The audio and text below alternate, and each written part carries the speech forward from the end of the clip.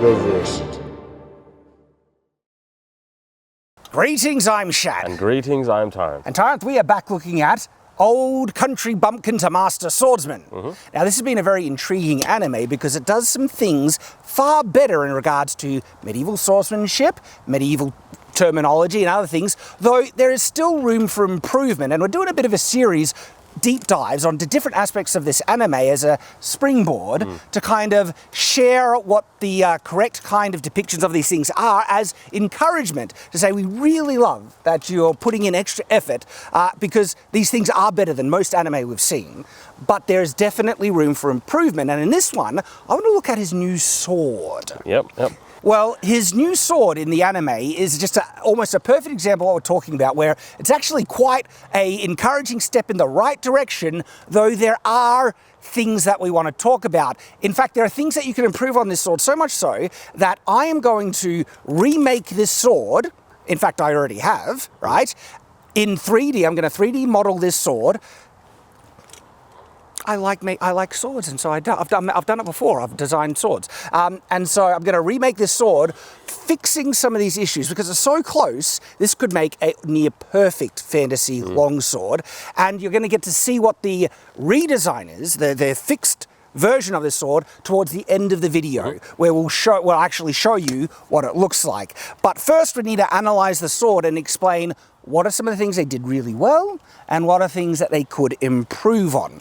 So this one here is kind of an encapsulation of what I just said before. Like, they kind of get things right. I'm actually impressed that this is, I would probably say, one of the best long sword anime interpretations that I've seen so far. It does some things that are actually a bit surprising. Yeah, first off, starting right off with the pommel, we've spoken about this before. Anime has a really big problem with not including pommels. I personally believe it's because they just have katanas, which they don't have pommels. So that's their greatest point of reference of like swords. That's the handle, they don't have pommels. And then when they look at European swords, they go, oh, they have that weird thing on the end. Well, I'll just make it really small so it doesn't get in the way. But and maybe because it's a preference that they have from their cultural, you know, background, whereas medieval swords, pommels are very important. We talked about this in our dedicated video. They serve critical functions. Yeah, as a counterbalance, but also to hold the sword together. Yeah, there's a peen right behind here. On top of that, this pommel is proportional to this blade, so we have nice point control at the lever points. Like, pommels are really, really important, which is why they are proportional to the sword. So this one here is a big boy. This one's a chunky Look pommel. how thick that is on the side. Yeah. And yeah, like they come in various flavors and sizes. Like this one has a nice chunky flared kind of, you know, fishtail pommel here, and chunky on the side and everything. But it also adds like not only important, you know, weight balance, visual balance as well. Do you call that a fishtail? It's almost fishtails. I found a fishtail is a bit flatter. What do you call this one? Well, it's faceted, but it's got the weird... Scent It's stopper? got the ass, like a fishtail. You're right. It's a weird amalgamation. Fishtail has got the... Oh, yeah, the ridge. But at the same time, this is also a faceted pole. Faceted, yeah. It's They've like a mix. So when it comes to this particular sword, they've got the pommel, like the shape of it is legit. Quite decent. That's fine. In actual fact, we have some swords that have near identical. We took a katana blade and attached a medieval hilt to see what it was like, and this actually wasn't. This was pretty good. Yeah. But the pommel that we grabbed was very similar to this one. Look, it's almost identical, except this one's a little bit bigger, it seems. Yeah, so that's the one criticism here. This pommel is not proportional to this blade at all. Like, the weight on this would be terrible. Well, it's because I think they got the crossguard so big. I wonder if it would be more balanced if they had the crossguard the right size. It's typical anime blade. That is a very thick blade. So they get a very good effort for getting the pommel at least big enough to be considered a pommel. Yes. But it's still a little small for this type of blade. You can get smaller-ish That's a pommels. big pommel. On profile, I think it matches that a bit closer. On profile, but this is a big, But this is round on every side, and so this actually does add a good amount of weight. But what's also interesting about this sword in particular, this almost demonstrates exactly how the crossguard of this sword should have been designed. Yeah, so the crossguard on this, the design it's pretty bang on. In terms of the design, it looks fine, it's just too chunky. Yes, it's too big. The thing that I think gets a lot of points for me is the fact that it has a central ridge. This is a feature of a lot of medieval crossguards. The reason being is that they need to flare out and become thicker in the middle to accommodate for the width of the handle, which is usually thicker than the blade.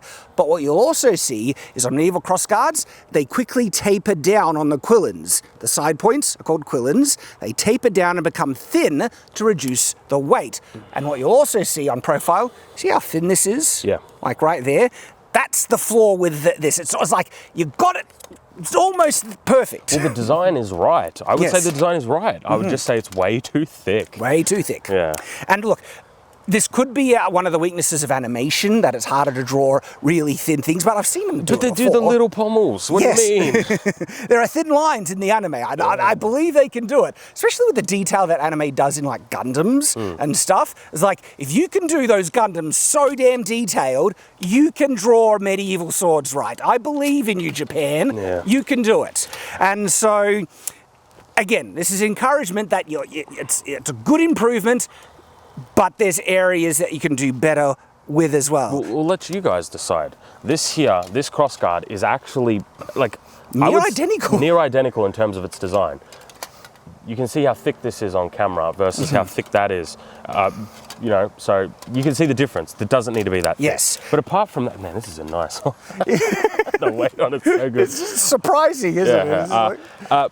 So far, the hilt, the pommel, the crossguard handle, it all looks reasonable. Now let's get to the blade. Yes, well, actually, I want to save the blade to last. I have a couple of other points that I want to talk about. This week's exclusive Shadowversity video for our wonderful supporters is a deep dive discussion and, dare I say, debate on the viability of throwing daggers in combat. Tyranth and I agree in some things, disagree in others. You can get access to this exclusive video as well as a huge amount of dedicated, exclusive, full-length videos if you sign up and become a supporter through Subscribestar or Patreon, or you can sign up on channel memberships here on YouTube. It's a great video as well as loads of content that you can get access to, and it's only thanks to our supporters we're able to keep making this content. So thank you to everyone who's supporting us, and if you're able to, it starts at $12 a year, and I can't express how much it helps us out. So thank you to everyone who is supporting us, and do sign up to check out this exclusive video. I think the handle on this longsword is too short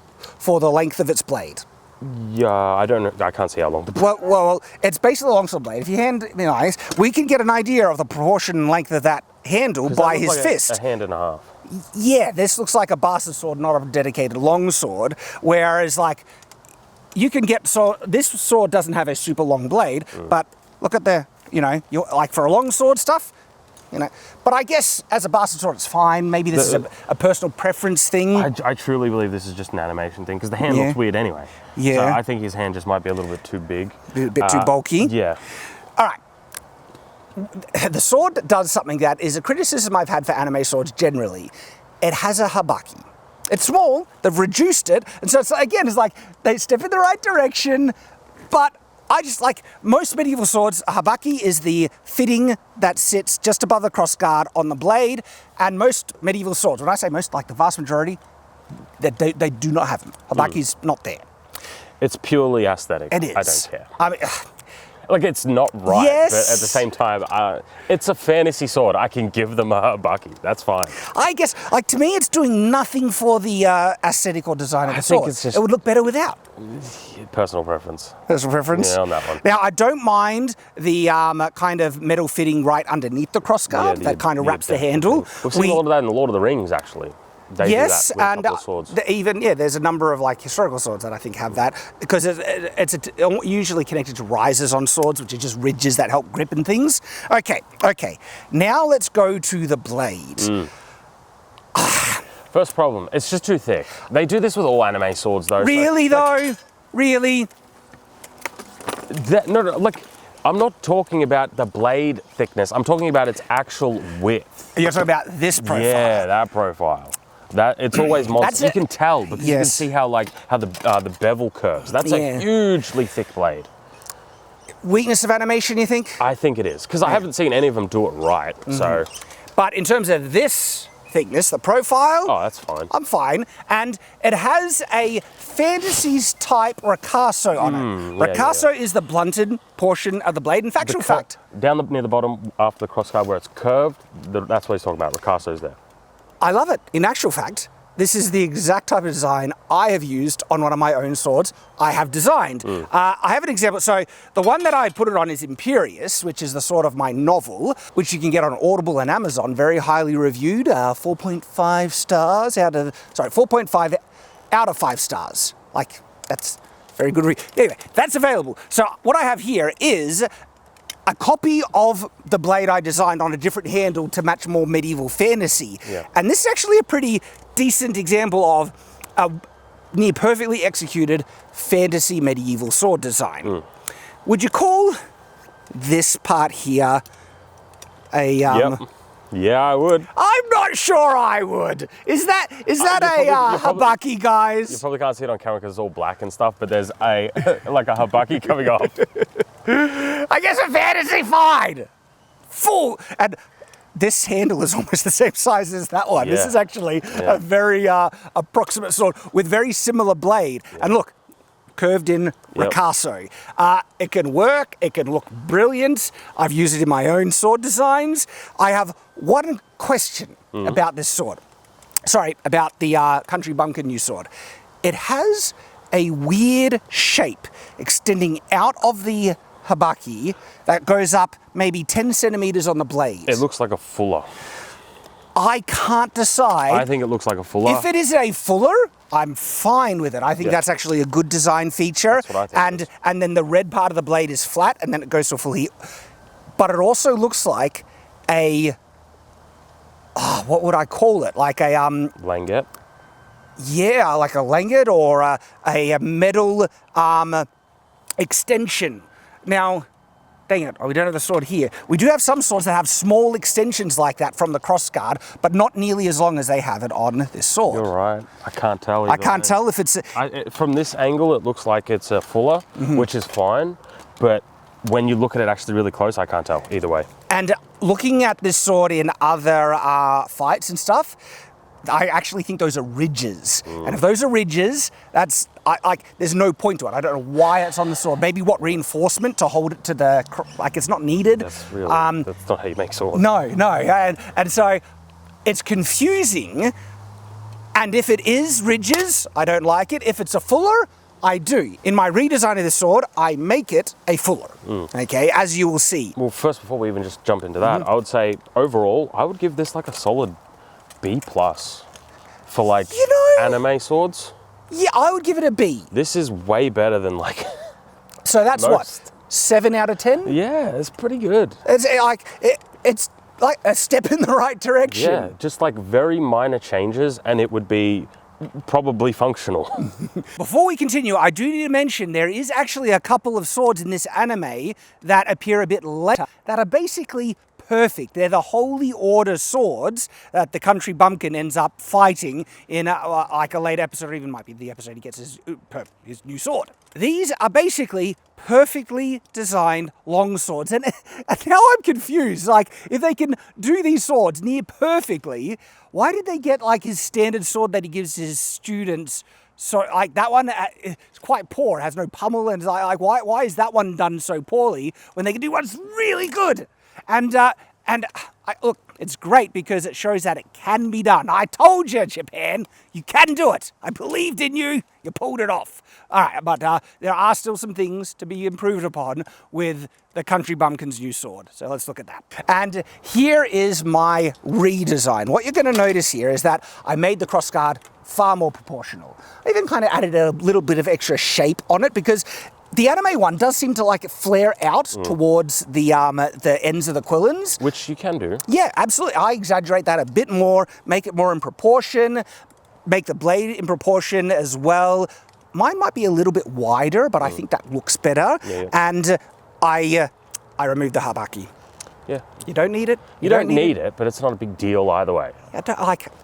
I feel like you're being pedantic. I don't like it, Tyranth. And then that weird ridge thing, I made it a distinct fuller. Yeah. And the pommel, I kept pretty much the same. You don't need to do much on the pommel. I probably added a bit more shaping on the handle. Like, handles are an opportunity in medieval swords. You can get plain ones, true.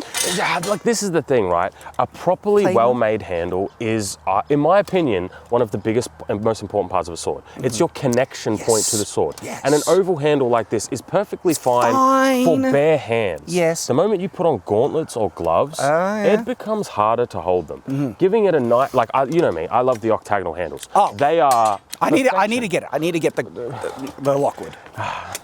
Look at this handle, right? Look at the shaping and the rises, the ridges here, and how it comes down to this fine tapered point at the pommel. And it's also octagonal. If you can see, there's a subtle ridge down the middle. And this handle. This is first class handle design. Work of art. Edge alignment, perfect. How you hold it when you're wearing gloves or not. You can still feel exactly where you are with the blade. It's really important, this thing. And we often overlook, we mention it a lot, but we never really explicitly say why it's so important. Yeah. It's because it's your connection point to the blade. Round handles are just not as good. Yeah. Oval handles are functional, but you can do better. Yeah, and when you do it like this, you can make it subtly a bit thinner here, which helps indexing the blade and get correct edge alignment on use. Yeah. And it's just, when you get a good handle, perfection. And so I think there's room for improvement on the handle, as I have shown on the model. But I would say that for like all these swords. Yeah, I would change all the handles on these. Because these, this is just better, man. It's gorgeous. Yeah.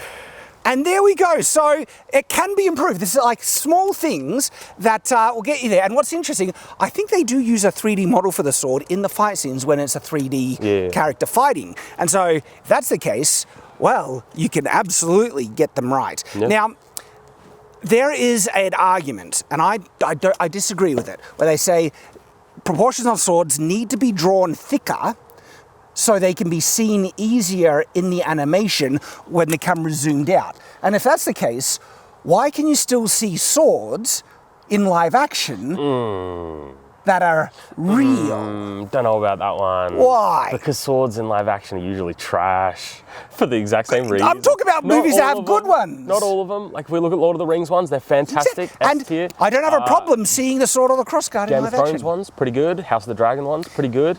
But if we think about like a lot of the ones that people like Excalibur and stuff, and you know, like I know Highlander, that there are pretty bad. You know, I know there are bad sword designs in some movies, but like the good ones, there's no that issue. People say, well, it's because it's live action, you can see it better. It's like, no, hang on, animation. The contrast in the color, and because you're using cell shading in the color palette, that would still make it stand out and contrast and visible, even if it's thin in the right proportion. The reason why I don't buy that argument is simply because they do it with katanas.